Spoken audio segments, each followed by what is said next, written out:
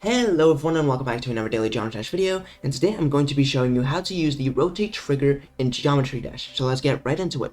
So right here I have my Geometry Dash guides level, and I'm just going to be placing down a rotate trigger and an object, in this case a square, right here. So we're going to click on the square, we're going to click on edit group, we're going to give it a group of 1. We're also going to be placing down another square on top of it, and we're going to be giving that a group of 2. There we go. So now we're going to go over to the rotate trigger, and we're going to select the target group to be 1 and the center group to be 2. And I'm just going to make it do 1 360, which, as you can see, anchors our original cube around the other cube. So that's what that does. Now, if we were to target the same thing, what we would end up doing is we would just make the cube spin, which doesn't really achieve all that much on its own, but you can do some pretty cool stuff with it.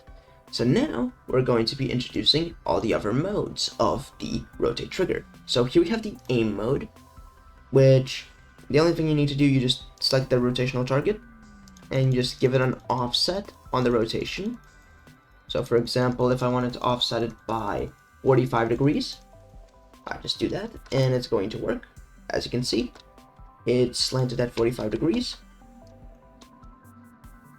And yeah, so now we're also going to go in here, we're going to change the move time, so it takes a bit longer. There we go. We're also going to give it a little bit more space so it's more visible on screen. There we go. Now we're going to select the follow mode, which basically doesn't change anything, and it looks exactly the same. Now we're going to be moving on to the next mode, which is the dynamic mode, which just allows you to add a massive easing to the movement. So it speeds up really quickly and it slows down really quickly. It's a pretty cool one. It eases into the motion and eases out of the motion. Now I'm going to turn on the lock object rotation, which basically just prevents the object from rotating, regardless of the settings of the rotate trigger. Now you can also set this trigger to be touch triggered, which just basically means you have to jump to actually activate a movement. But in this case, because of our settings, it does nothing, so there we go. Let's just quickly re-enable it to do like 7 rotations or whatever, it doesn't really matter. This here, it doesn't move. If we hit it, it does move. There we go. You can also have it be spawn triggered, which means you just need to place down a spawn trigger and select the group ID. And now I'm just going to select the rotate trigger and move it off screen. It doesn't matter where it is now, as the movement takes place at the place of the spawn trigger. So now we just need to select the group ID, which means we need to give this a group ID of 3. There we go. And now we're going to be able to actually do it.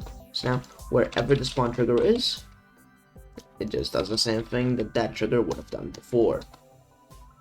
So yes, that is how to use the rotate trigger in Geometry Dash 2.2074. If you want to see more videos just like this one, don't forget to like and subscribe and turn on notifications. And for all of my other Geometry Dash trigger guides, just check out the card that I have on the screen right now. And yeah, that's it from me for today, and I'll see you in the next one.